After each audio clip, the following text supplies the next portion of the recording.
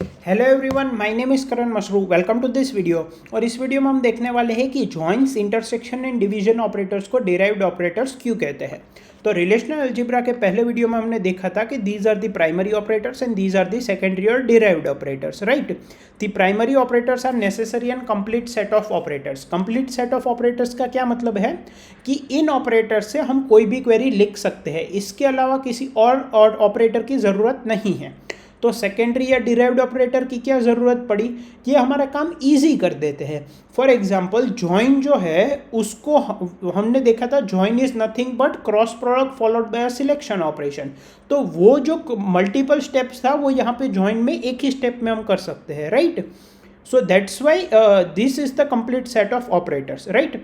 एक और ऑपरेटर था assignment, which we do not include in primary और secondary because it is neither derived and neither it is a necessary operator. मतलब ऐसा नहीं कि असाइनमेंट ऑपरेटर के बिना हम कोई ऐसी टाइप की क्वेरीज है जो नहीं लिख सकते, बिकॉज असाइनमेंट ऑपरेटर सिंपली क्या करता था, एक बड़ी क्वेरी को छोटी स्मॉल क्वेरीज में ब्रेक कर देता था और उन छोटी स्मॉल क्वेरीज का रिजल्ट एक टेम्पररी रिलेशन में असाइन कर देता था, जिससे कि हम उसको फर्दर सब क्वेरीज में यूज कर सके, right. So this were the operators. अब इनको सेकेंडरी या डिराइव्ड ऑपरेटर्स क्यों बोला जाता है, क्योंकि ये ऑपरेटर का जो फंक्शन है, ये ऑपरेटर जो है, इनको हम प्राइमरी ऑपरेटर्स के कॉम्बिनेशन के फॉर्म में भी लिख सकते हैं। We can derive the secondary operators in the combination of primary operators, okay. So I can write the secondary operators intersection, join and division can be derived using a combination of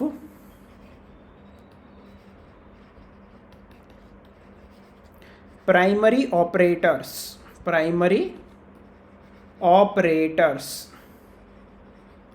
hence they are called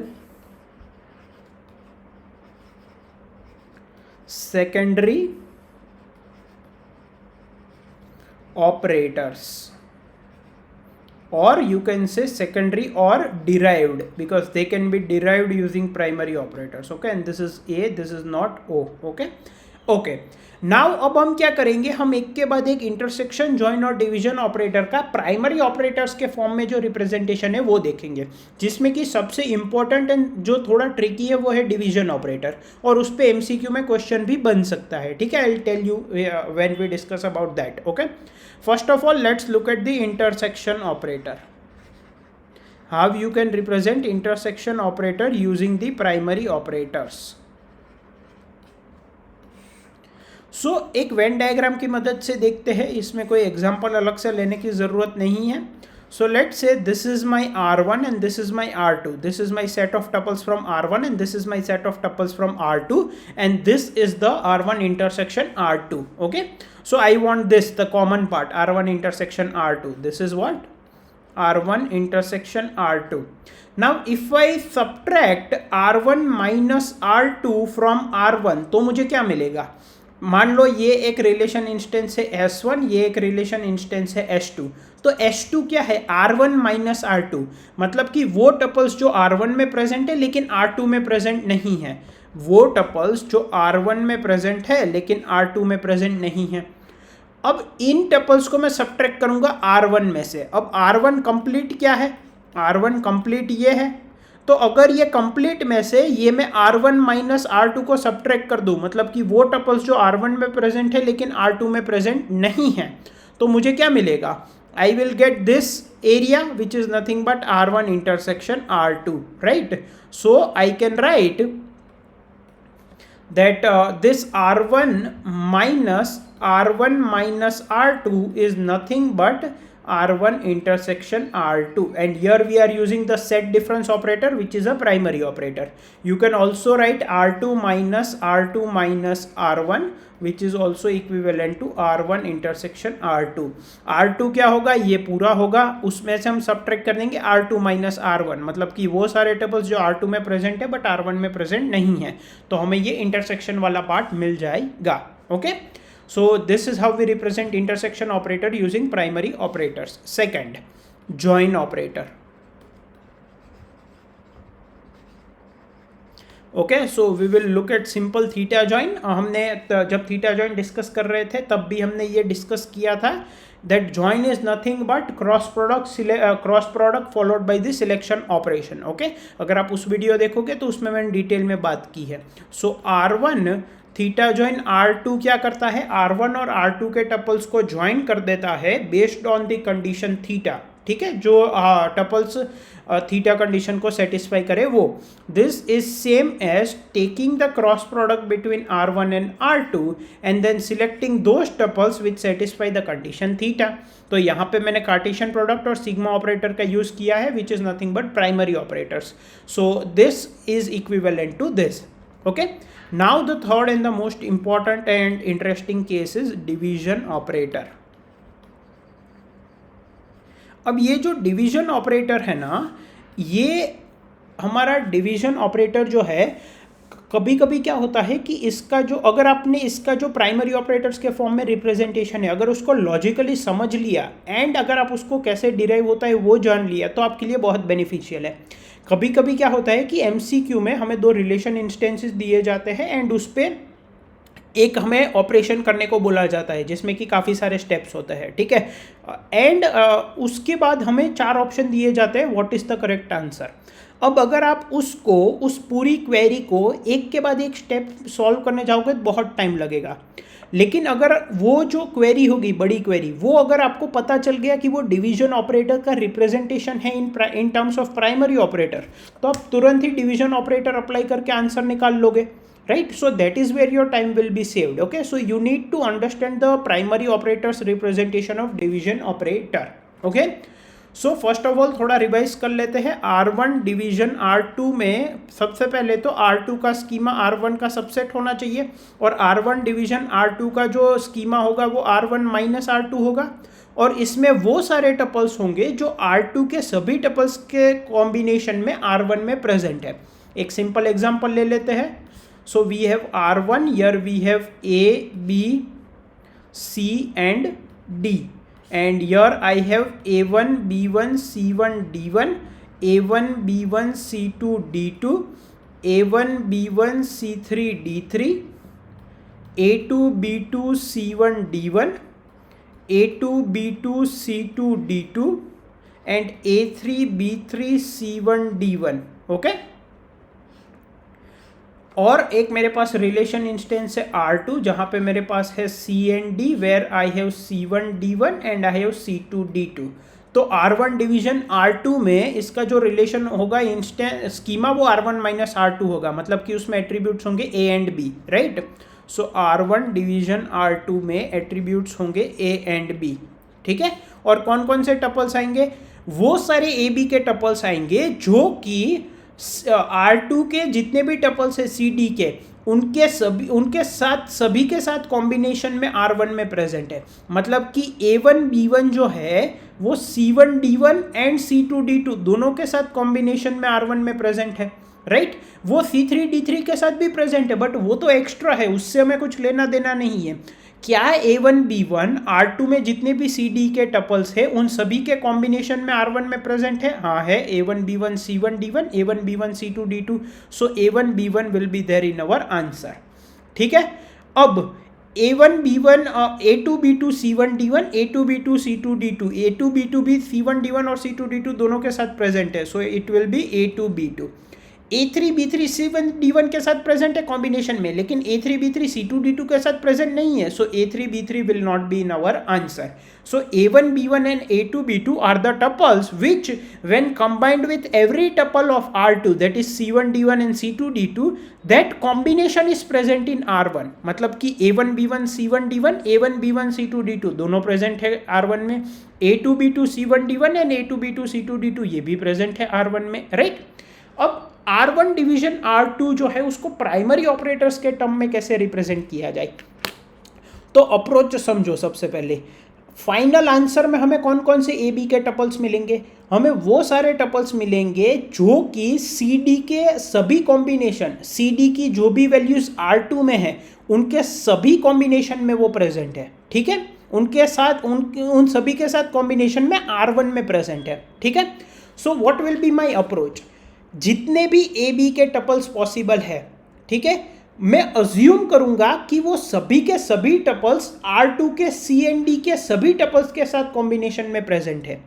जितने भी ए B के tuples है, I will assume that they are present in all of them are present with combination in combination with all the tuples of C D in R2। ठीक है, ये मैंने assume कर लिया। So I have a set of tuples A B which I am assuming are in combination with every tuple C D of R2। ठीक है, और एक है रियल R1 जिसमें कि मुझे पता है कि कुछ टपल्स ए बी के ऐसे हैं जो कि R2 के सभी टपल्स के साथ कॉम्बिनेशन में प्रेजेंट है।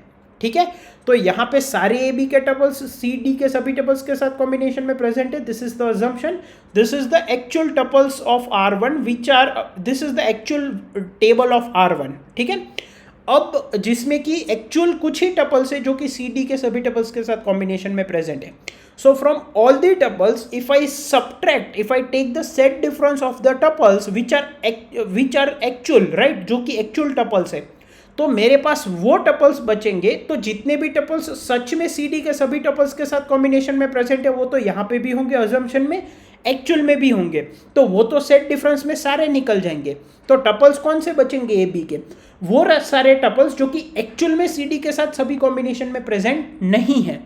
ठीक है, और उनको मैं ए बी के सारे टपल्स में से सब्ट्रैक्ट कर दूंगा तो मुझे मेरा आंसर मिल जाएगा। ठीक है, this is the logic behind it. Step by step देखते हैं, सब कुछ क्लियर हो जाएगा। देखो, first of all I am assuming कि ए बी के जितनी भी पॉसिबल वैल्यूज है वो सी डी की सभी टपल्स के साथ सभी के सभी कॉम्बिनेशन में प्रेजेंट है। ठीक है, वो कैसे मिलेगा मुझे?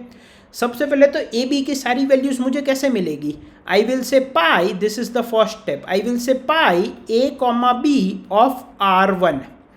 सो ये मुझे क्या मिलेगा? A1 B1 A2 B2 and A3 B3। Now I want a table जिसमें कि A1 B1 A2 B2 and A3 B3 ये तीनों के तीनों R2 के साथ, R2 के सभी टपल्स के साथ कॉम्बिनेशन में प्रेजेंट हो। तो ये मुझे कैसे मिलेगा? I will do cross product with R2, right. तो यहाँ पे मेरा रिजल्ट क्या होगा? If I draw a table, so यहाँ पे मुझे ए बी की वैल्यूज मिलेगी, ठीक है, जो कि है A1 B1 A2 B2 and A3 B3। उनको मैं क्रॉस प्रोडक्ट कर रहा हूँ C1 D1 and C2 D2 के साथ। So finally I will get what? I will get A1 B1 C1 D1, A1 B1 C2 D2, A2 B2 C1 D1, A2 B2 C2 D2, A3 B3 C1 D1 and A3 B3 C2 D2, right. जो भी ए की possible values थी A1 B1 A2 B2 and A3 B3 वो सी D के सभी tuples जो R2 में present है उनके साथ कॉम्बिनेशन में प्रेजेंट है। वो अजम्पशन वाला ये मेरा टेबल है। ठीक है, अब इसमें से मैं सब्ट्रैक्ट कर दूंगा क्या? इसमें से मैं सब्ट्रैक्ट कर दूंगा pi A B of R1 cross R2, R1 cross R2, sorry this is the wrong representation, pi A B of R1 cross R2। इसमें से मैं सब्ट्रैक्ट कर दूंगा एक्चुअल टेबल R1। ठीक है, तो एक्चुअल टेबल R1 क्या है? एक्चुअल टेबल R1 को मैं यहां लिख लेता हूं। Okay, I will just copy paste it from here.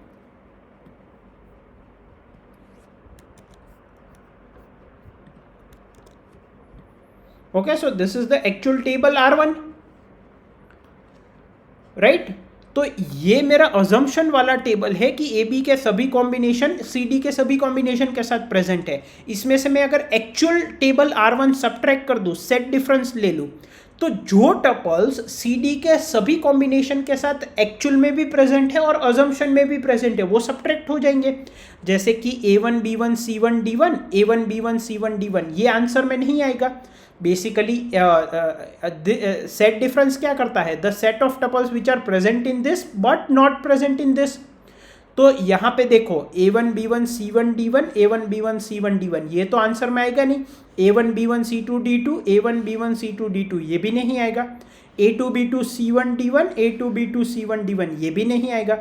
A2B2 C2D2 A2B2 C2D2 ये भी नहीं आएगा। A3B3 C1D1 A3B3 C1D1 A3B3 C1D1 ये भी नहीं आएगा। तो फाइनली ये जो मैं सब्ट्रैक्शन लूंगा उसमें आएगा क्या, उसमें आएगा A3B3 C2D2, राइट। यहाँ पे मुझे मिलेगा ABCD, यहाँ पे मुझे मिलेगा A3B3 C2D2। अब A3B3 वाला टपल क्यों रह गया, क्योंकि ये अजम्पशन में था लेकिन एक्चुअल में नहीं था। ये हमने अज्यूम किया था कि A3B3 C और D के सारे टपल्स के साथ कॉम्बिनेशन में प्रेजेंट है, तो जो अजम्पशन में भी थे और जो एक्चुअल में भी थे वो तो सब्ट्रैक्ट हो गए सेट डिफरेंस में, लेकिन जो सिर्फ अजम्पशन में था एक्चुअल में नहीं था वो रह गया।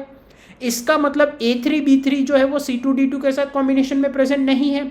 इसका मतलब A3B3 CD के R2 में जो भी CD के वैल्यूज है उनके सभी कॉम्बिनेशन के साथ प्रेजेंट नहीं है, राइट। सो अगर मैं AB की वो वैल्यूज निकालूं जो कि एक्चुअल में CD की सभी टपल्स के साथ कॉम्बिनेशन में प्रेजेंट नहीं है, तो वो मुझे कैसे मिलेगी, अगर मैं इस आंसर पे प्रोजेक्शन कर दूं AB पे तो मिल जाएगी। So that's my third step, do projection of AB on pi AB R1 cross R2 minus R1। तो यहां से मुझे क्या मिल जाएगा, A3B3 मिल जाएगा। इसका आंसर क्या होगा, AB A3B3। क्यों, क्योंकि ये एक्चुअल अजम्पशन में तो ये CD के सभी टपल्स के साथ कॉम्बिनेशन में प्रेजेंट था लेकिन एक्चुअल में नहीं था, राइट। तो A3B3 वो टपल है जो कि CD के साथ R2 में जो CD की वैल्यूज है उनके सभी कॉम्बिनेशन के साथ प्रेजेंट नहीं है। लेकिन जब मैं R1 डिवीजन R2 करता हूं तो मुझे AB की वो वैल्यूज मिलती है जो कि R2 के CD के सभी कॉम्बिनेशन के साथ प्रेजेंट है।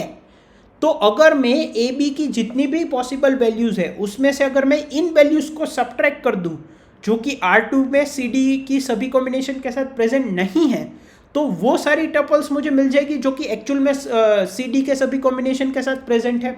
So I can say fourth pi AB of R1, this will give me all the possible tuples of AB, minus if I subtract this, that is pi AB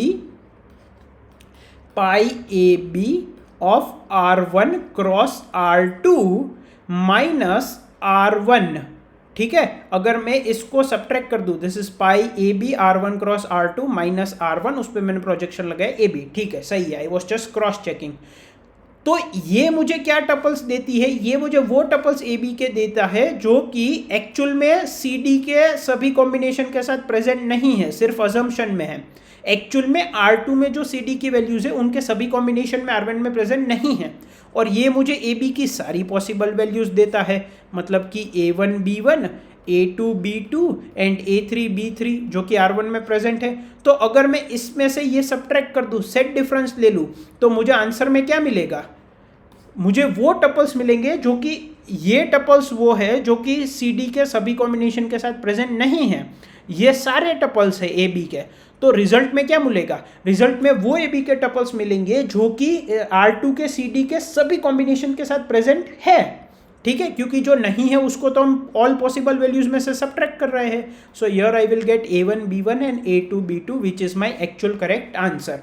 so this is the primary operator representation of division operator. Okay, so R1 divide R2 is nothing but pi AB of R1 minus pi AB of, यहाँ पे क्या आएगा, यहाँ पे I think मैंने एक bracket कम लगाया है, so this would be something like this, right.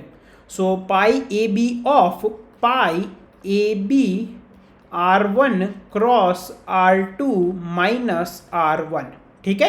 और यहाँ पे AB जो टपल्स है, AB जो एट्रीब्यूट्स है वो कौन से एट्रीब्यूट्स है जो R1 डिवीजन R2 में आएंगे, मतलब कि AB जो एट्रीब्यूट्स है वो कौन सा स्कीमा फॉलो करते हैं, R1 माइनस R2। तो अगर मुझे इसको और जनरलाइज्ड फॉर्म में लिखना हो then I can write R1 division R2 is nothing but pi, take all the attributes of the schema take all the attributes of the schema R1 minus R2 from R1 minus take all the attributes of the schema R1 minus R2 from R1 minus R2 of R1 cross product by R2 minus R1. So this is the more generalized formula, okay, and this is R1, okay. So let me just write it again clearly, R1, okay.